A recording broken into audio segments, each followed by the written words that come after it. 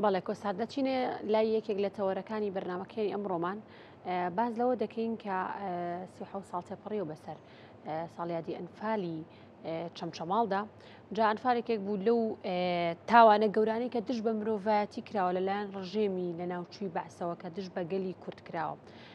جاشتە گرنگەکە ئەوەیە کە ئەم ساڵ کۆسار بڕیار وایە لە ساڵیادی تاوانی ئەنفال لە چەمچەماڵدا دەڕۆژ ئەم ڕاستیمە بەردەوام دەبێت. چە بزانین کار و چالاکیەکانیان لە ماوەی ئەم دەڕۆژەدا چی دەکەن و هەروەها بۆچی ئەم بڕیارە دراوە کە دەڕۆژ کار و چالاکیان هەبێت و دەڕۆژ ئەم ساڵیادە بەرزڕا بگیرێت. بۆ ئەمە بەسە دەچینە لای هابیل ئەحمەد لە شاری چەمچەماڵەوە لەگەڵمانە بەڕێوەبەری مۆنومنتی چەمچەماڵ. کاگابی سڵاو لێ بێبیانیت باش. سەرەتا هەر دەچمە لای ئەو پرسیارەی کە بۆچی بڕیاردراوە ئەم ساڵ کە دەڕۆژ ئەم مەراسیمە بەردەوام دەبێت. ئایا ئەم کار و چالاکیانە چین کە لەم دەڕۆژەدا بەڕێوە دەچێت؟ زۆر سپاس بەیانی بینەرانی تەلەڤیزیۆنی کورساتی ئازیز باش. دیارە بە زیند و هێشتنەوە و بەرزڕاگرتنی یادەکان ئەوە دەسەلمێنێت کە گەل و نەتەوەیەکی زیندوین و بۆ هەمیشە یادەوەریەکانیان لە لامان دەمێنێتەوە و ئەو زوڵم و ستەمەی کە لە ڕابردوو لێمان کراوە لەبیری ناکەین. بۆیە ئێمە بۆ یادی ئەم ساڵ لە چەمچەماڵ دیارە بۆ خۆتان ئەزانن یادی ئەنفال ساڵانە بە فەرمی ڕۆژی 4 ڕۆژێک لە ساڵێک لە گەرمیانە ساڵێک لە چەمچەماڵە. ئەم ساڵ ڕۆژی 4 دەستپێکی یادەکە لە ئیدارەی گەرمیانە، بەڵام لە چەمچەماڵش ئەم ساڵ هەوڵمان داوە یادەکە زیاتر پەرەی پێ بدەین. ئێمە پار ساڵ کردمان بە هەفتە چالاکی، بەڵام ئەم ساڵ کردومانە بە 10 ڕۆژ و هەوڵمان داوە چالاکیەکانمان چالاکی ئەکادیمی و زانستی بن و کۆمەڵێک چالاکی جۆراوجر و بە سلسیلە لە ماوەی 10 ڕۆژە ئێمە ئەم چالاکیانە جێبەجێکەین لە قەزای چەمچەماڵ و بزاد لە مۆنومنتی ئەنفال.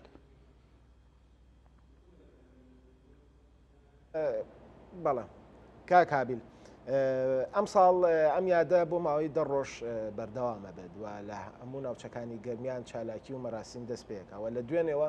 کۆنفرانسێک لەسەر تاوانەکانی ئەنفال و جینۆساید لە شاری کەلار بەڕێوە چووە. پێم خۆشە بۆم باس بکەیت بزانین ئەم ساڵ جیاوازیەکە چی ئەبێ، ینی کە ئەم ماوەی ئەم 10 ڕۆژەتان کە داناوە هۆکارەکەی چییە، بۆچی ئەیگەڕێنەوە، چالاکیەکان زۆرن یاخود ئەتانوێت ئەم ساڵ بە جیاواسر لە ساڵانی ڕابردووتر کرد لە مۆنۆمنتەکە یادەکە بکرێتەوە و ساعاتە 2 ساعت ئەو کە سوکاری ئەنفال کراون کۆ بنەوە، یاخود مەراسیمی تایبەت ئەکرێ ئەم ساڵ لەم 10 ڕۆژەیە. بەڵێ ئێمە بۆ تەبعەن ساڵانە یادی ئەنفال برێوی پێ ئەدرێ و گەورەتر ئەکرێ و زیندوتر ئەکرێ، بۆیە ساڵ بە ساڵ کە یادی ئەنفال هەر ساڵ کە تەواو ئەبێ پلان بۆ ساڵی ئایندا و بەرنمەکان باشتر بێ و ئێمە زیاتر هەوڵ ئەدەین بەرنمەکانمان بتوانین سوودی هەبێ، یادەکە بریتی نەبێ لە خوێندنەوەی وتار و کولانەوەی برینی ئازیزانمان، بەڵکو ئەمانەیە ئەو یادانە لە ڕووی ئەرشیف و دیکۆمنت و لە ڕووی زانستیەوە سوود بە کەیسەکە بگەێنێ، هەم لەسەر ئاستی ناوخۆ و هەم لەسەر ئاستی نێودەوڵەتیش لە دواییە بتوانن توێژەران و نووسەران و ئەکادیمانی بواری جینۆساید سوود لەوە ببین. ئێمە دوێنێ لە چەمچەماڵ یادی ئەنفال دەستی پێکرد کە سمینارێک بۆ برای بەڕێزمان کاگدەتی فاتح فەرەج ڕێکخرا بوو کە سەرجەم مامۆستایانی ئاینی و وتاربێژانی ئاینی لە سنووری چەمچەماڵ ئامادەی مەراسیمەکە بوون. ئەمانەیە ئێمە ئەم یادی ئەنفالە بخینە ناو هەموو چین و توێژەکانەوە، یعنی تەنها ئەوە نەبێ لە شوێنێکی کوردستان یا لە جێگایەک مەراسیمێ بکرێ، ئەمانەیە بە سەرتاسەری کوردستانەوە ئەم بۆنە نیشتیمانیە نەتەوایەتیە ئەم ستەمە گەورەیە دیار بێ و بە تایبەتی لە سنووری ئیدارەی چەمچەماڵ و گەرمیانە کارەکان پڕچالاکی بن و بۆ ئەم ساڵ ئێمە لە چەمچەماڵ لە ماوەی ئەم 10 ڕۆژەدا 3 پانێڵی زانستی هەیە و بە زانکۆ بە فەرمانگەکانی سنووری چەمچەماڵەوە 3 پانێڵی زانستی هەیە و چەند سمیناری هەیە. دواتر ئێمە لە 17 و 18 و 19 فستیڤاڵی فیلمی جینۆسایدمان هەیە کە ئێمە پێمان وایە هونەر و سینەما ڕۆڵ و کاریگەری زۆر باشی هەیە لە گەیاندنی پەیامەکانمانە. ئێمە ئەتوانین لە ڕێی سینەماوە هەموو شوێنەکان ببڕین. تا ئێستا نەتانتوانیەوە لە ڕووی فیلم و لە ڕووی فیلمی سینەماییەوە بتوانن کار لەسەر قەزەی ئەنفال و جینۆساید بکەن بۆی زیاتر بە وڵاتانی دەرەوەی بناسیین. وەک خۆش ئاماژە پێکرد کە ئێستا فیلم یەکێکە یاخود هونەر یەکێکە لەو بوارانەی کە بەڕاستی کاریگەری هەیە لەسەر بڕیاری وڵاتانیش نەک لەسەر هاوڵاتی. بەداخەوە نەماتوانیوە ئێمە بۆ خۆشت ئاگاداری لە کوردستانەوە بۆ خۆشت ئەوە حقیقەتە ئەزانی کە کەیسی ئەنفال چەند چیرۆک و چەند حکایەت و چەند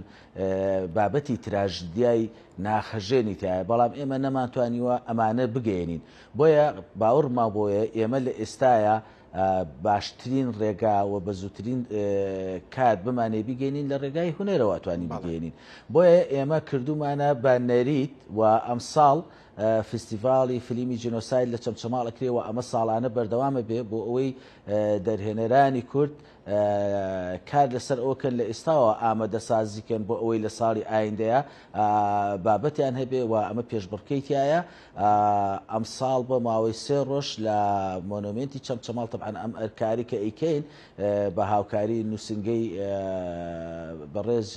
جێگری سەرۆکی حکوومەتی هەرێم کاک قوبات تاڵەبانی و لەگەڵ بەڕێوەبەراتی ڕۆشنبیری چەمچەماڵ و بە چاودێری قایمقامی چەمچەماڵ ئەم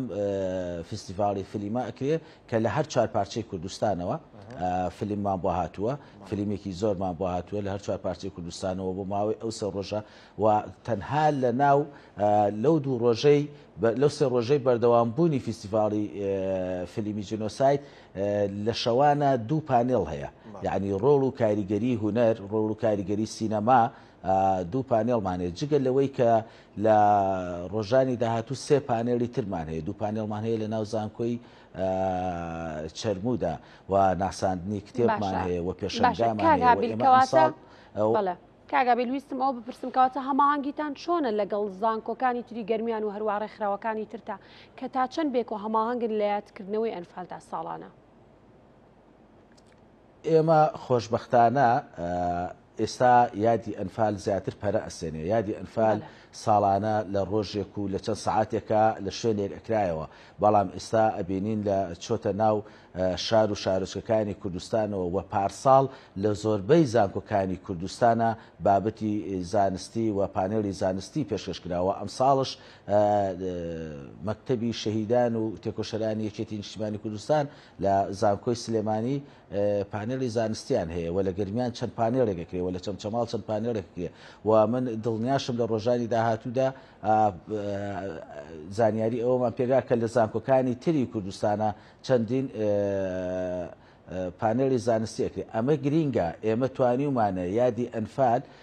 لە جێگایەک و لە ناوچەیەک دەربکەین بیگەین بە ناوەندە زانستیەکان و بۆ خۆشتان ئەزان ئێستا ناوەندە زانستیەکان و زانکۆکان سنتەری توێژینەوەی جینۆسایدیان هەیە، لە هەڵەبجە هەیە، لە چەمچەماڵ هەیە، لە گەرمیان هەیە، لە سلێمانی هەیە، لە هەولێرژەیە. ئەمانە گرینگە و ئەم سنتەری توێژینەوەانە ساڵانە چەندین تێزی دکتۆرا و ماستەر بەرهەم ئەهێنرێ و دێتە ئارا و لەسەر ئەم کەیسە توێژینەوەی زانستی ئەکرێ. ئێمە ئەتوانین لە ڕێگای ئەم توێژینەوە زانستیانەوە و لە ڕێگای هونەرەوە و لەم ڕێگایانەوە ئەتوانین ئەم کەیسە هەم بە زنەتی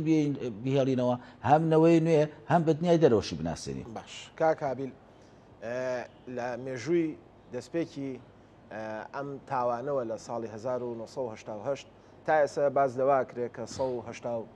چەند هزار کەس ئەنفال کراون، 4500 بوون وێران کراون. لە ئێستایا کە جەنابە خۆشت باست کرد کە چەندین زانکۆمان هەیە، سنتەری توێژینەوەیان هەیە،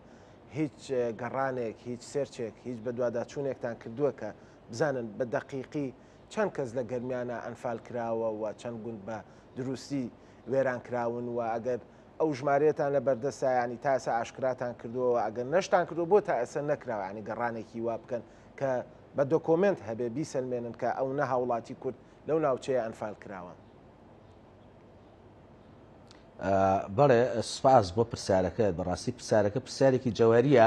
ئەم ساڵ لە ناو یادی ئەنفالە لە دوو گوندی کوردستان لە گوندی سپێسەر و لە گوندی دێڕەشە دوو دیواربند پەردە لەسەری لادرێت. دیارە ئەم دیواربندانە ناوی سەرجەم ئەنفالکراوان و شەهیدانی ئەو گوندانەی تێدا ئەنووسرێ و ئەوە پرۆژەیەکە کە لە دیداری یەکێتی نیشتیمانی کوردستان شاکە سوکاری قوربانیان پێشکەشیان کردووە کە دیواربند بۆ سەرجەم گوندەکان بکرێت. نەسی پرسیارەکەی تۆ ئەوەیە کە ئێمە ناوچەی گەرمیان بە تایبەتی ژمارەی قوربانیانمان کاکی خۆم ئەنفال لە کاتێکا جێبەجێکرا لە شەوە تاریکەکان و بەرنامە و بە پلان و بە ستەم و زۆر بۆیە کارەساتێکی مرۆیی ئەوەندە گەورەی دروست کردووە لە کوردستانە. ڕاستە ئێمە ئێستا پێئەنێنە ناو سیحوتەمین ساڵیادەوە بەڵام ئاسار و شوێنەواری ئەنفال هەتایە بە کوردستان و بە گوندەکانی کوردستانەوە دیارە. تەنها لە قۆناغی ئەنفالی سێ ئەوەی کە توێژینەوە کراوە و زانیاری هەبێ 25 بنەماڵە 25 بنەماڵە بە بنەماڵە یعنی بە مام و برازا و بە کەس و کار و ئەوانەوە کەسی دەرنەچووە جگەلەوەی چەندین گوند هەیە کە زۆرترین کەسی هین بووە و گوندشمان هەیە مەسەن کەمترین کەسی هین بووە بەڵام بەپێی ئەو ئامارانی کە ئێستا بەردەسا زۆرترین زیان لە پرۆسی ئەنفالا کە ئەنفال پرۆسەیەکی گشتگیر بوو هەموو کوردستانی گرتەوە و لە دۆڵی جافاتیەوە دەست پێ کرد بەڵام زۆرترین زیانی مرۆیی بەپێی ئەو دەرئەنجام و توێژیناونێکی کراوە لە ناوچەی چەمچەماڵ و ئیداری گەرمیانایە. بەڵێ کاگابیل وەک دەزانین خانمی یەکەمی عێراق بەردەوام کار دەکات بۆ دۆزینەوەی ڕووفاتەکان و هەروە وەرگرتنی سامپڵی خوێنیان. جا بەڕێستانە ئەگەر زانێرێکتان هەبێ لەو بارەوە ئایا ئەم کارە لە چەمچەماڵ گەشتۆ بەکوێ؟ بەڵێ دیارە هێنانەوەی ڕووفات و کەیسی گۆڕە بە کۆمەڵەکان کەیسێکی گرینگە و کەیسێکی هەستیارە و یەکێکە لەو بابەتە گرنگانەی کە ئێمە ئەتوانین لە ڕێی گۆڕی بە کۆمەڵەوە زیاتر بەدنیای بناسێنین و یەک وێنەیەکی گۆڕی بە کۆمەڵ ئەتوانین ئێمە هەموو ڕاگەاندی نێو دەوڵەتیشی پێبەژێنین. بۆیە ئێمە لە ماوەی ڕابردوودا لەسەر کەیسی گۆڕە بە کۆمەڵەکان کاری زۆر کەم کرابوو بەداخەوە لە 182,000 قوربانی ئێمە نەمانتوانی بوو لە سایەکی بێنینەوە. بۆیە لە پارەوە خانمی یەکەمی عێراق هاتە سەرخەت ئەوە بوو ڕووفاتی 172 ژن و مناڵی ناوچەی چەمچەماڵ کە ماوەی 5 ساڵ بوو لە توبعەدلی بەخابوون. خانمی یەکەمی عێراق لە گەڕانیەوە بۆ مۆنومنتی ئەنفال و مەراسیمێکی زۆر تایبەتە بە خاک سپێران و هەر ئەم ساڵش لە ساڵی ڕابردوو لە کۆتای ساڵی ڕابردوو لە مانگی 12 خانمی یەکەمی عێراق خۆی لە بیابان ڕاگەاندنی گۆڕێکی بە کۆمەڵی ڕاگەیاند و دواتر چەند ڕۆژێک کار لەسەر ئەو گۆڕە کراوە بەندەش سەردانی ئەو گۆڕی کرد لە بیابان کە ڕووفاتی 153 ژن و مناڵ لەو گۆڕەیە بوو. ئێستا ئەو ڕووفاتانە لە توبعەدلی بەغان لە جاکردنەوەی وەرگرتنی نمونەی ئێسکن دواتر بۆی لە مەراسمێکی شایستەدا بگەڕێنەوە و ئەوەی من ئاگادارم خانمی یەکەمی عێراق پشتیوانێکی گەورەی ئەم کەیسەیە ووا بڕیارە لە زووترین کاتدا جارێتر دەست بە هەڵدانەوەی گۆڕی بە کۆمەڵ بکەنەوە لە ئەو تیمەی کە بە پشتیوانی خانمی یەکەمی عێراق لە بیابانا بوون سێ گۆڕی تری بە کۆمەڵیان دەستنیشان کردووە ووا بڕیارە لە زووترین کاتدا دەست بە هەڵدانەوەی ئەو گۆڕانەی ترش بکەن و فەحسی DNA و وەرگرتنی نمونەی خوێن و وەرگرتنی زانیاری لە کەسوکاری قوربانیان بۆ یەکەمین جار دوای 36 ساڵ. کاگابیل پرسیاری هەر لەسەر دەستی خانمی یەکەمی عێراق هاتە کوردستانەوە. بەڵێ ئەوانی کە ئێستا لە توبعەدلی لە بەغداد ڕووفاتەکانیان دەهێنرێتەوە بۆ مۆنومنتی چەمچەماڵ یاخود دەبرێتەوە بۆ کوێ؟ ئەوە هێشتا زووە بڕیار لەسەر ئەوە بدرێ بەڵام ئەوانە هەموو کەسوکاری کوردستان کوردن و خەڵکی کوردستان و خەڵکی ناوچەی ئەم ناوچانەی خۆمانن بۆیە هەر کاتێک دواتر کە بڕیاردرا لە هەر شوێنێ بێ ئێمە بە شانازیەوە لە پێشوازیان نابین و ئەوە یەکێکە لەوانەی کەسوکاری ئەنفالکراوان لە ڕووی دەرونیەوە ئاسوودەیان پێبەخشێت. باشە کاگابیل هەر لەسەر مۆنومنتەکە بۆم گرنگە پرسیاری ئەوە بکەم کە ئایا سەردانکەرانی کێن سەردانی مۆنومنتەکە دەکەن تەنها لە ساڵیادی ئەنفالدا دێن سەردانی دەکەن یاخود لە ڕۆژەکانی تریشدا سەردانکەر هەیە کە بێن سەردانی مۆنومنتەکە بکەن؟ دیارە مۆنومنتی ئەنفال لە هەر حەو ڕۆژەکەی هەفتەیە دەوامی هەیە بە ئێواران شەوە یعنی بە دوای دەوامشەوە و بە هەموو پشۆکانشەوە تەنانەت لە جەژن و نەورۆز و بۆنە نیشتیمانەکان شە مۆنومنتی ئەنفال بە بەردەوامی لە هەر حەوت ڕۆژی هەفتەیە دەوامی هەیە و ڕۆژانەش ئەوە بە خۆتان و کوردستانیانی خۆشەویست ئەزانن کە ئەوانەی سەردانمانیان کردووە و ڕۆژانەش دەرگای مۆنومنت کراوەیە و ڕۆژانە شاندی بیانی و نێودەوڵەتی و ناوخۆیی سەردانی مۆنومنتی ئەنفالەکە پێرێ ساڵ ڕۆژی لە ناوچوونی ڕژێمی بەعز بوو سقوتی بەعز بوو بەڵام پێرێ ناوەند ئامادەیی بێخاڵی کچان لە سلێمانیەوە هاتوونە بۆ ئێرانە و دوێنێ سەرۆکی زانکۆی سەماوە لێرە بووە و ڕۆژان تا ئێستا مۆنومنتی ئەنفال لە هەموو قاڕەکانی دنیاوە سەردانیکەری هاتووە و هەموو پەرلەمانتارانی ئەوروپی و لە هەموو وڵاتانی ئەوروپی کەسایەتی بارزی سیاسی ئەوروپی و ئەمریکی تا ئێستا هاتوونەتە